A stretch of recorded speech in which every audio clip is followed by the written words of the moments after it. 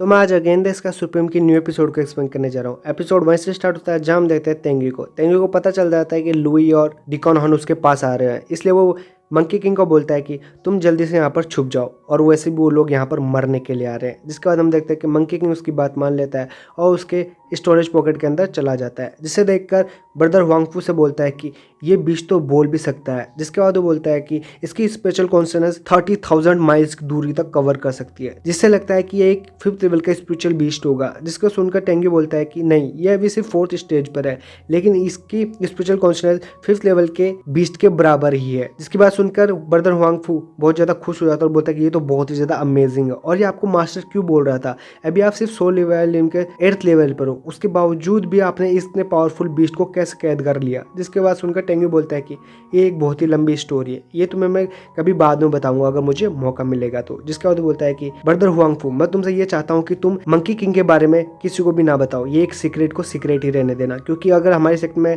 हमारे old master को अगर ये पता चला तो मंकी किंग के लिए बहुत ज़्यादा बुरा होगा। जिसके बाद सुनकर ब्रदर हुआंगफू उसके बाद मान लेता है और बोलता है कि ये सीक्रेट सिर्फ सीक्रेट ही रहेगा। जिसके बाद टेंगू बोलता है कि वो लोग ऑलमोस्ट यहाँ पर आने वाले हैं, तो तुम्हें जल्दी से जल्दी यहाँ छुप जाना चाहिए और अपनी ब्रीथ को भी छुपा लेना। जिसके बाद मानते हुए ब्रदर हुआंगफू वहाँ से चला जाता है और छुप जाता है। तभी हम देखते हैं टेंगू को, वो थोड़ा वहाँ पर घूम रहा होता है, तभी एक पत्थर के पास आता है और अपनी पावर से उस पत्थर को वहाँ पर खत्म कर देता है। जिसे देखकर वो बोलता है कि लूलोंग, तुम यहाँ पर बहुत टाइम से हो, तुमसे मिले हुए बहुत ज्यादा टाइम हो चुका है। जिसके बाद वो बोलता है कि आज तुम्हारे डैड भी यहाँ पर मारे जाएंगे। तभी हम देखते हैं कि फोर्थ लुई की आवाज वहाँ आ रही होती है और बोल रहा होता है कि मेरा बेटा शायद यहीं पर होगा। जिसकी आवाज सुनकर टेंगू को लग जाता है कि वो आने वाले, और वो वहाँ पर छुप जाता है। तभी हम देखते हैं डीकन हॉर्न और फोर्थ लुई को, जो कि वहाँ पर आ जाता है। डीकन हॉर्न उस स्केलेटन को देखकर बोलता है कि मुझे लगता है कि ये वही है, और वो अपनी पावर को वहाँ पर इस्तेमाल करता है और बोलता है कि चलो इसको चेक किया जाए। जिसके बाद हम देखते हैं टेंगू वहाँ पर ये सारी मूवमेंट देख रहा होता है। तभी डीकन हॉर्न अपनी पावर का इस्तेमाल करते हुए सोल को वहाँ पर समन करता है, जिससे पता चल जाता है कि वो फोर्थ लुई का ही बेटा था। जिसे देखकर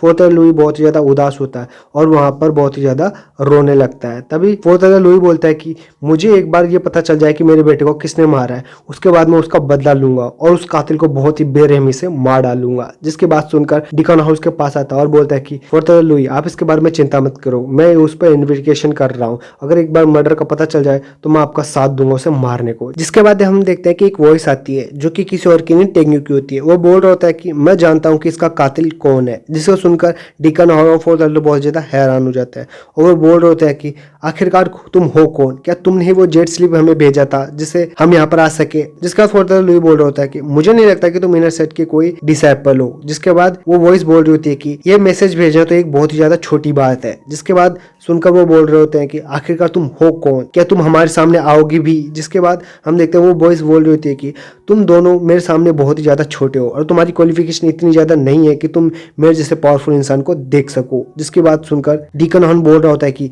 इसकी आवाज अलग अलग जगह से आ रही है और मुझे लगता है कि ये बहुत ही पावरफुल इंसान है, ये कोई ओल्ड मास्टर होगा। तभी फोर्थ लुई समझ जाता है कि ये कोई ओल्ड मास्टर है, इसलिए वो उससे पोलाइट होकर बात कर रहा था और बोल रहा था कि प्लीज सीनियर, क्या आप अपने जूनियर को इन्फॉर्म करोगे? जिसके बाद वो बोलता है कि मेरे बेटे को आखिर किसने मारा? जिसके बाद सुनकर वो आवाज बोल रही होती है कि क्या तुम मुझसे हेल्प मांग रहे हो? लेकिन मुझे लग नहीं रहा कि तुम मुझसे कोई हेल्प मांग रहे हो। इसकी बात सुनकर फोर्थ लुई समझ जाता है कि वो क्या चाहता है, इसलिए वो अपने घुटनों के बल बैठ जाता है और बोल रहा था कि प्लीज मास्टर, मुझे बता दीजिए कि मेरे बेटे को किसने मारा है, मैं उसको बहुत ही बुरी मौत देना चाहता हूँ। जिसके बाद टेंगू बोल रहा होता है कि तुम भले ही मुझसे रिस्पेक्ट कर रहे हो, लेकिन तुम्हारा साथ वाला मुझे लग नहीं रहा कि उसको तुम्हारी कोई फिक्र है। इसलिए फोर्थ लुई डीकन हॉर्न की तरफ देखता है और बोलता है कि जूनियर ब्रदर, प्लीज उनकी बात मान लो। और डीकन हॉर्न को ना चाहते हुए भी अपने घुटनों के बल बैठना पड़ता है और उससे हेल्प मांगनी पड़ती है। जिसके बाद वो वॉइस बोल रही होती है कि अच्छा ठीक है, मैं बताता हूँ कि तुम्हारे बेटे को किसने मारा है। जिसके बाद हम देखते हैं टेंगू एकदम से वहां पर आता है और फुल स्पीड से आता है, डीकन हॉर्न को एक किक मारता है जिससे उसके एक आर्म टूट जाता है। जिसके बाद हम देखते हैं टेंगू को, वो बोल रहा होता है कि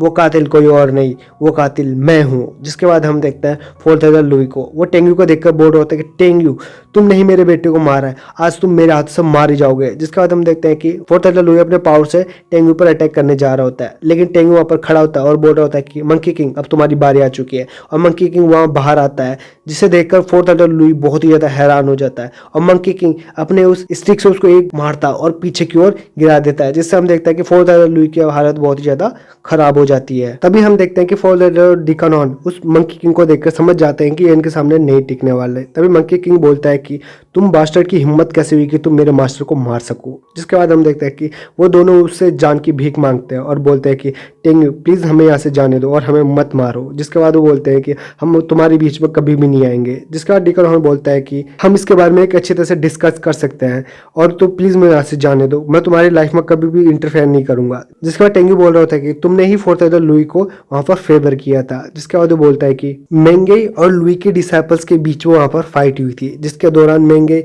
और बाकी सारे डिसाइपल्स को अपनी जान जोखिम में लेनी पड़ी, जहां पर मेंगे की हालत तो और भी ज्यादा खराब हो गई थी।